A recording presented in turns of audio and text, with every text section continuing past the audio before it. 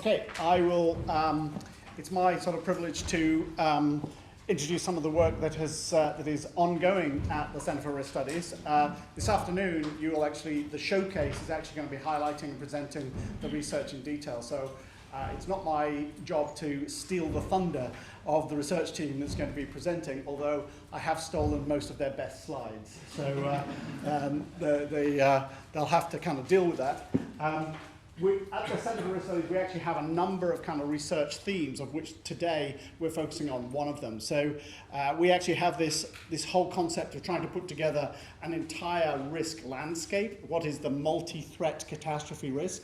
And this is a project we're currently calling Project Pandora, because Pandora opened the box with all of the ills of the world, and that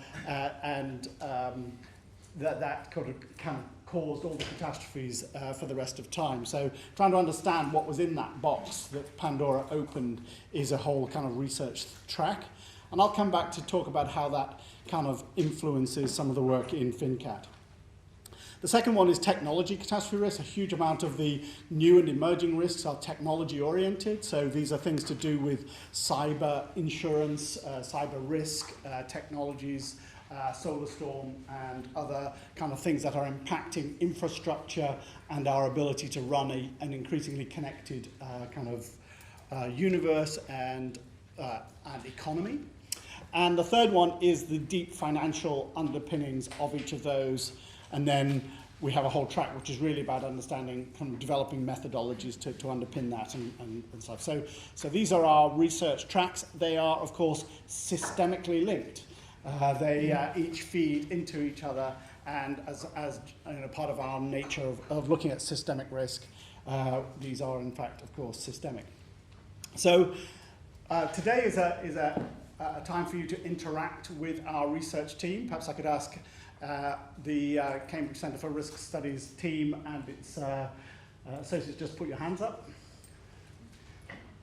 There's a lot of us here, so please feel free to ambush us at the coffee breaks and the networking opportunities, and you'll see a lot of them actually presenting this afternoon. I hope that'll be an interesting process. But what I'm going to talk about really is where we might be going next. So I'm going to sort of preview I'm going to touch on where we currently are as in part of our research philosophy, and then talk about the key thing is now there's a lot of pieces coming together. I'm going to give you a bit of a status update and really talk about how we envision these outputs, of research outputs, being used to support business decisions. What can we do with this stuff to make a difference? And I'm going to talk about 4 things: triggers, scenarios, networks, and response. So these are parts of the sort of components and themes that we pull together in this overall research area. So we're really interested now. We've been working on this for a couple of years in the financial risk area, and we're starting to get, how do we pull these outputs to make real differences? Who are our key audiences? Well, we're interested in how's this research going to get used. So a venue like today, about half of the audience is practitioners, and the other half are researchers, and what we're interested in is trying to have a forum for that discussion, that cross-fertilization of users and producers of research. So this is supply and demand of research, and we're trying to find the clearing rate of our outputs. So we envision the consumers of the outputs that we're most focused on are investment risk managers, chief risk officers who are actually charged with trying to understand the risks in a financial services organization, and policymakers and regulators. And we're going to talk about all of those elements during the day. You'll see the panels will be more focused on the application areas, and hopefully we can weave some of these stories together. So one of the things that comes from this is slightly unfair, because as Keith said, a huge amount of learning has gone on since the days. This is the equilibrium model used by the Bank of England, and it's forecast in 2007. and here's the actual.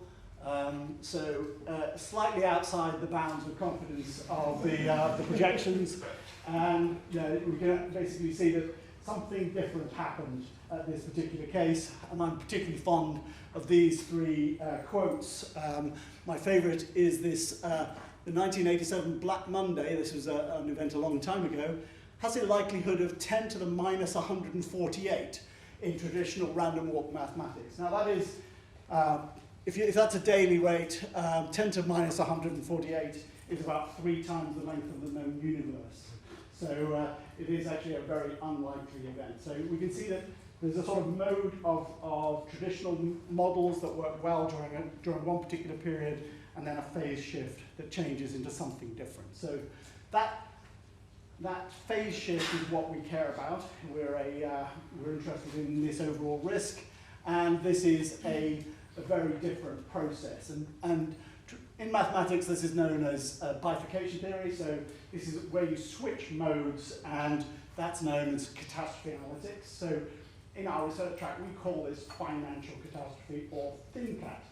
So this is our FinCat team. We care about the catastrophe element of non-linear and all of the things that we've seen, where liquidity changes and those overall processes. So first of all, triggers. So what causes and triggers these non-linear, these close phase changes? Well, the postulation here is that if we can understand the mechanisms that trigger these things and the conditions required for this new phase to occur, then we can sort of start speculating about things. We can actually create scenarios, such as Keith was showing. We'd like to create a taxonomy of all these causes. Let's get all of the causes out and kind of try and understand which ones are more likely than others. We can start saying how often they might occur. So this is going to be a constant theme. We think that this debate is lacking the discussion of probability. So part of the issue is people talk about stress tests, they talk about values, they talk about severity, but where most of us come from, we're interested in the frequency-severity context, the balancing of likelihood with severity. So how often things occur is pretty interesting. And then very interesting, we can start to think about causal mechanisms, tracking them, and what might the signals be that something like this is about to occur. And we saw some interesting potentials for that in our first speaker. So how do we think about triggers? Well, but first of all, start with history. So let's just go through a decent catalogue and see what's happened in the past. Then we can add to that theoretical modelling. Let's think about what theoretical pieces could occur and understand that, and see if we can evaluate exhaustively all the potential causes. So that's obviously a research question. Can we get on top of all the things that might cause it? So learning from history, unfortunately we weren't able to be joined today by Duncan Needham, who runs the Centre for Financial History. We're working very closely with them to develop an entire catalogue. We will publish this shortly, a volume on financial catastrophes from history. So this is an example of the kind of thing you can do, just sort of historically benchmark how often has there been a crash that has lost more than 80% of the stock market value. So turns out if you take the past 200 years, you'll see 1. So what's the interval of that? You can see 6 events where the stock market crashed 40% or more, and so on. So you can actually sort of start going, well, if you take history as a guide, we've seen these things about this often.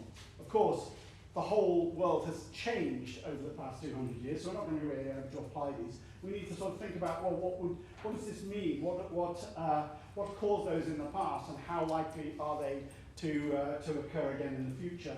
And what we learned from these, and as you go through these examples, you'll hear more about this this afternoon in the showcase, is that the actual mechanisms by which these occur and the speed with which they change markets have changed dramatically with technology and trading and financial systems, but the root causes of estimation and human behavior have not changed.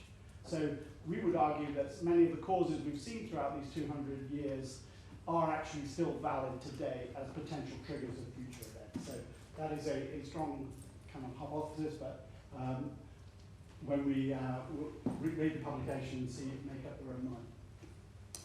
We can develop from that. We can actually go through a sort of both a theoretical search and a historical search and a cataloguing and a categorization into an overall taxonomy, and Scott will be presenting the taxonomy in more detail as we go forward.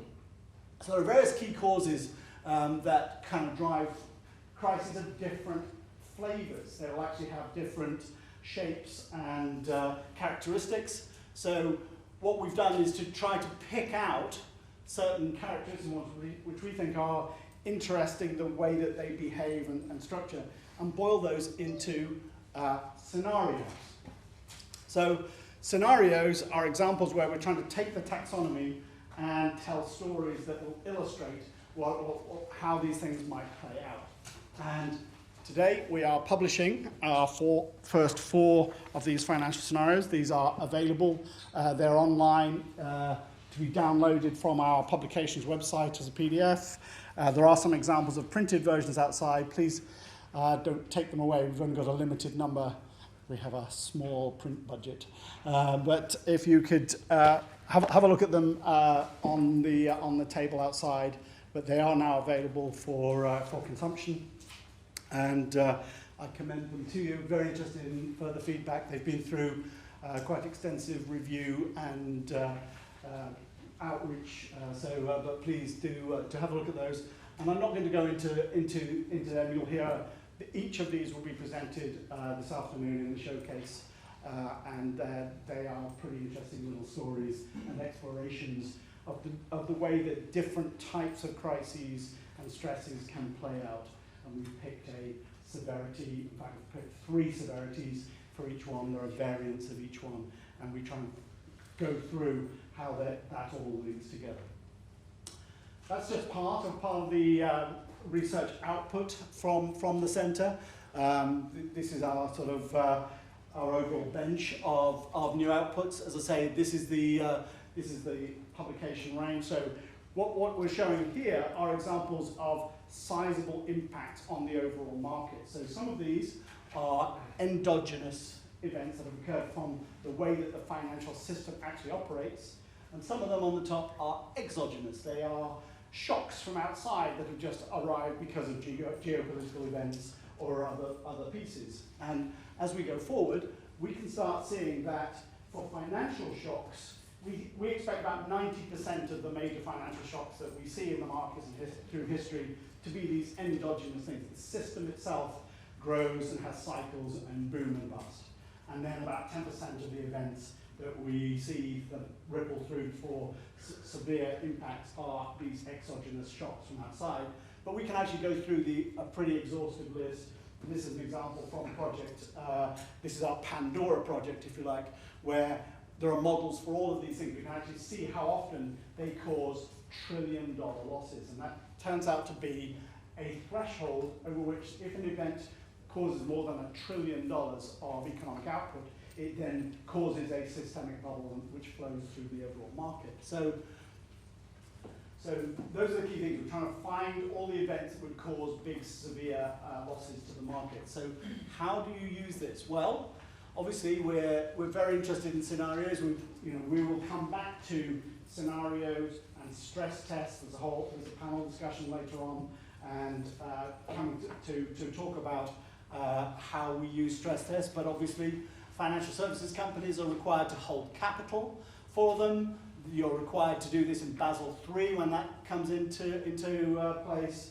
Insurance asset managers, a number of the supporters of research at the Centre for Risk Studies are insurers. They are actually explicitly required to do a 1 in 200 analysis of their market risk to make sure they've got enough risk capital there to support their stuff. So here we're starting to see quantification of return periods of severity in the piece, and we think that this dialogue around probability is what's most lacking in the conversation. So let's get scenarios out there and in discussion, but let's also talk about the likelihood of those occurring.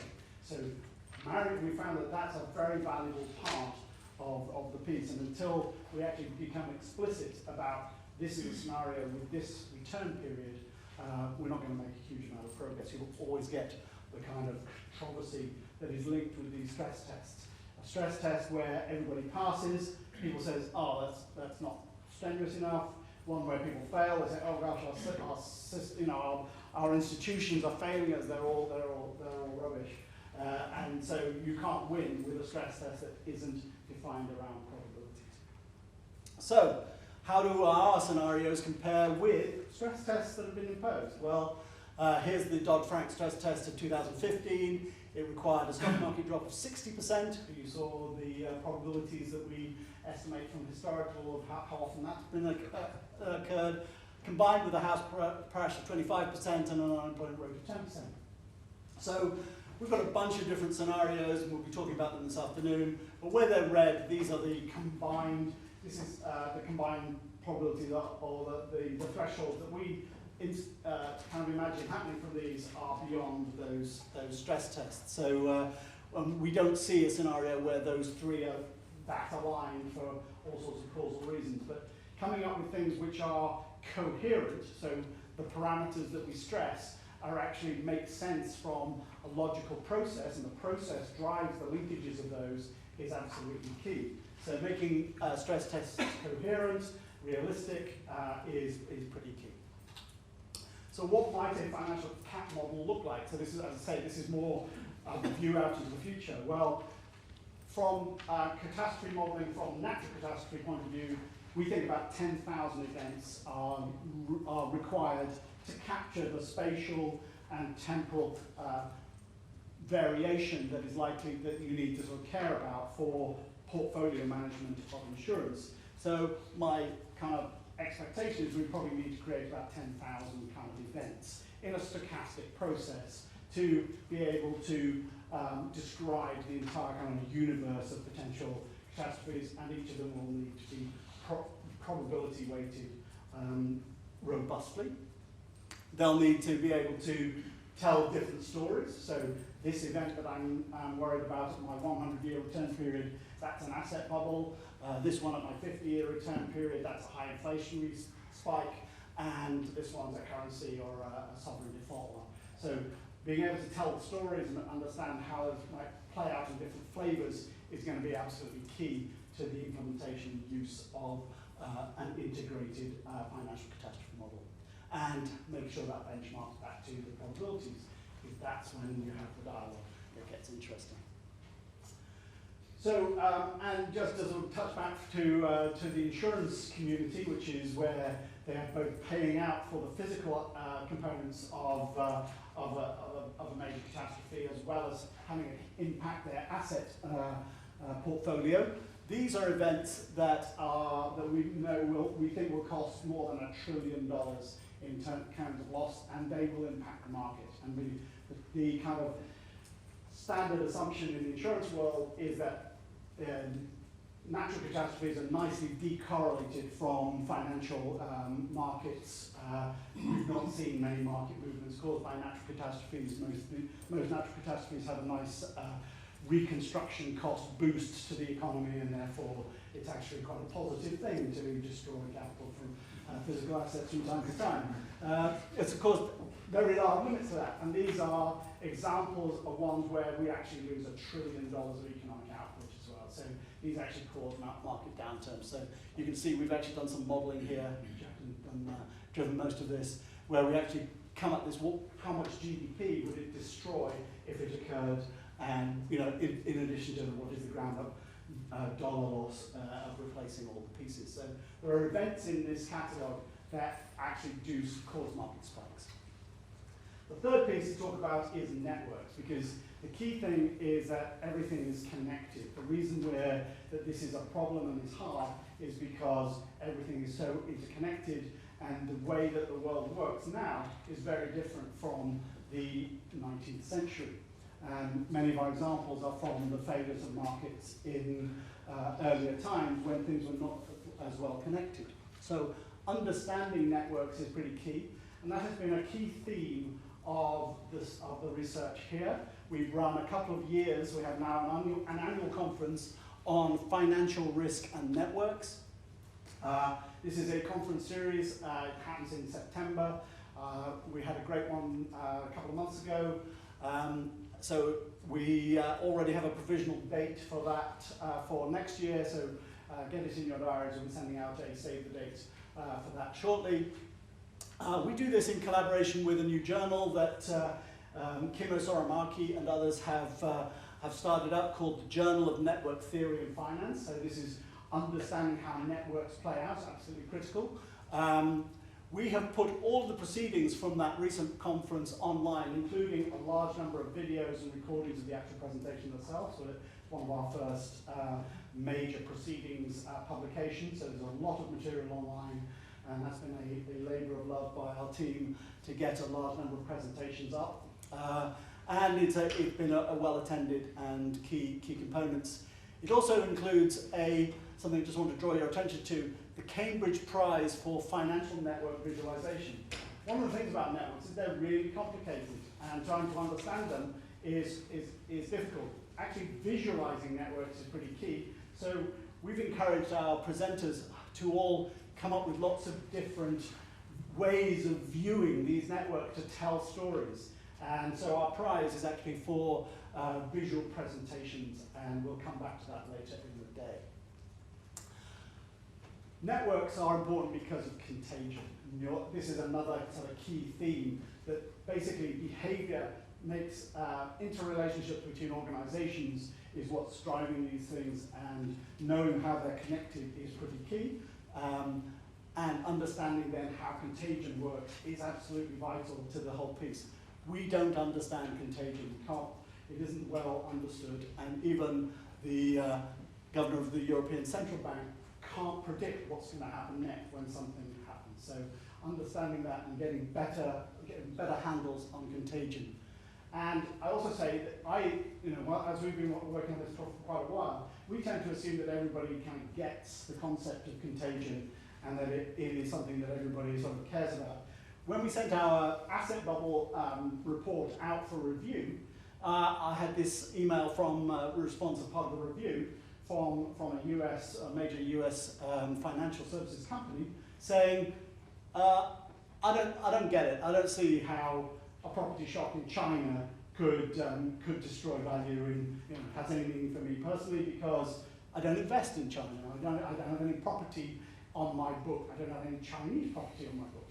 And actually, of course, we're not saying that our propagation, our contagion, is the fact that shocks over here to asset class X infect everything else, right? So don't assume that contagion is something that everybody gets, and just sort of understand the counterintuitive process that's going on in this thing. So we actually have an education process to do as an industry as well as research. And this contagion is going to be, we have a presentation this afternoon talking a bit more about the banking models that we built and the contagion processes, so I won't go through those. Olaf is going to talk about that component of the modeling. How might this get used? Well, companies care about the operation of the system, but of course what they really care about is who they do business with. So if we can put people on a map where they can see their organization and how it connects to the other organizations in the world, that would be helpful. Of course, most companies do know who their primary counterparts are. What they don't know is who their counterparts are trading with, how much of their counterparty is actually linked to other of their counterparties. So that in itself is an interesting observation. Can we help them find out what their counterparties link to their other counterparties? Can we find out what their counterparties then, where they sit in the system? Can we do the counterparties, and can we then put contagion risk into the model that helps it flow back? If we can help people really do that, we will produce something that is a primary and usable tool from all of this kind of output. This is like a practitioner version of the central bank's regulatory models. 5 minutes. Oh, thanks, yes. Okay, I'm on my last section, response. Can we do anything about the train that's coming down the track? Here's a quote that says, no, you can't. This was a quote, Martin Gilbert is under a lot of pressure, Aberdeen Asset Management is going, nobody in the room, is having localized difficulties. this is a quote: "Nothing you can do in a crisis. Everybody's in the same boat. Hold on and hope. Wait for sentiment to tell." So if that's true, we shouldn't be bothering with research. We should just hunker down and have our, our pandemic cupboards well stocked. However, most other investors tend to think that there is something they can do. They do go through rebalancing of their portfolios. There is this standard kind of knee-jerk thing about flight to quality. Let's go buy US Treasuries and wait it out. But we think there are other things you can do. There might be optimal strategies, and some of them are different depending on the scenario, the stress test that you care about. So we've got a whole bunch of different portfolios we test. What does this portfolio do under these circumstances? What does this other one do? And again, we'll be using these four fairly standard kind of typical representations of different attitudes to portfolios. But of course, there are a million, every portfolio is unique. We're just using these as benchmarks to run them against these different scenarios. What happens to this portfolio in the high inflation world? What happens to the Eurozone meltdown? What happens in the property clash? Which one's better or worse? And towards the end of the day, Danny will start trying to pull together what are optimal strategies potentially for dealing with multiple threats. We don't care about, we shouldn't design any portfolio for one specific threat. It should be resilient to all of the potential crises, and maybe there are strategies that play that through. So there are current key things you can do during these. If you're, what's the worst part of your portfolio in this scenario, and what would have been a better overall strategy? Some of these are, let's get back into US Treasuries on flight to quality, but some of them actually do suggest alternatives. So where might your strategy of buying US Treasuries not come unstuck? And these are the kind of scenarios we want to sort of explore what strategies might be appropriate for different things. Can we boil it down to sectoral differences? This is an example for this other study that Scott's going to talk about later on, which is about shocks that might flow through from sudden changes in investor sentiment around climate change. And breaking that down by sectors and seeing which sectors would be most affected by this sudden change in the way that the market thinks about things is pretty critical. So sectoral differences play out into investment strategies. Also timing. So most crises involve a shock followed by a recovery process, and what goes down must come back up is the common perception. It doesn't always happen, but often it is, and there is, during this period of recovery, there is above average growth. There is actually a big boost to investment structure at that time. So timing is everything for this. Can we actually get that recovery timing process better and put that into the hands of investors? And finally, can we do more on prediction? And Eugene is going to talk about some of the research tracks that we're currently building, looking at whether there are leading indicators of some of the things that drive the causal mechanisms of some of these crises. So here's an example of how statistics that actually give you 9 months warning of a property crash that might play through. So can we build signals into our portfolio management that might help with some of that early warning? So rebalancing strategies. What if we put this all together into a full stochastic financial catastrophe model of 10,000 scenarios, and for each scenario we actually have a portfolio rebalancing strategy. So seeing what's coming and knowing what's going to happen and implementing your rebalancing strategy as a result of a fully stochastic model might potentially be a useful tool. So we're sort of really trying to see whether we could get to that point in the next phase of our research. We think it's actually pretty interesting to monitor these systemic risk events, and Alan Louch, who is going to be chairing the actual panel session next, I would urge you to read some of his online studies of monitoring these systemic risks. We've seen 4 systemic shocks play out through the market just in the past couple of years.